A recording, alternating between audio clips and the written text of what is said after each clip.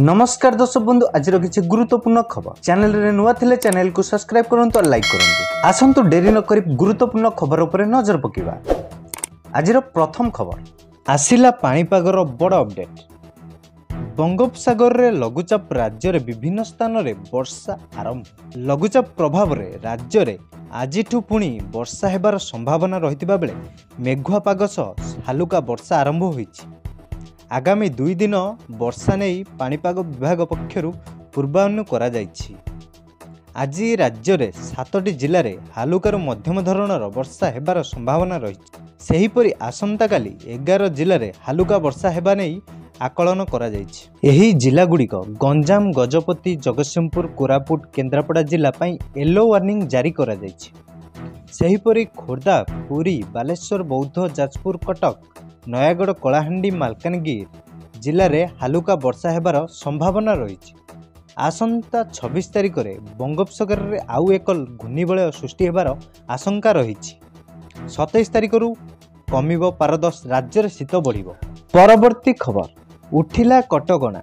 पंचम और अष्टम परीक्षा पई नियम कड़ाकड़ी। आसंतु संपूर्ण खबर जानिबा।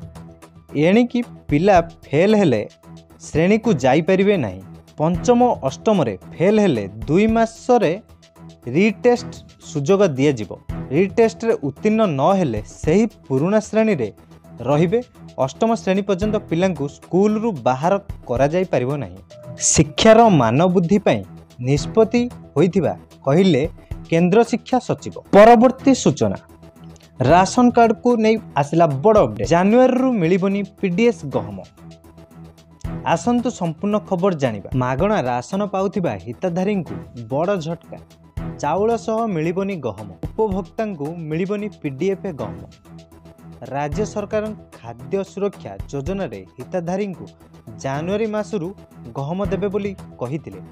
हिताधारी को 4 किलो चाउल सह किले गहम देबाको व्यवस्था होइतिला। केंद्र सरकार किछि परिमाणर गहम मंजूर करथिले भी परिवहन और गोदाम प्रस्तुति करबाको समय लागुछि। ए सब व्यवस्था संपूर्ण होई जिवो। हिताधारी को सरकार देइथिबा प्रतिश्रुति मुताबक गहम देबे बोली कहिचंती जोगाण। जहा के सूचना मिलिछि ए थिला आजिर किछि गुरुत्वपूर्ण खबर। Thank you. जय जगन्नाथ।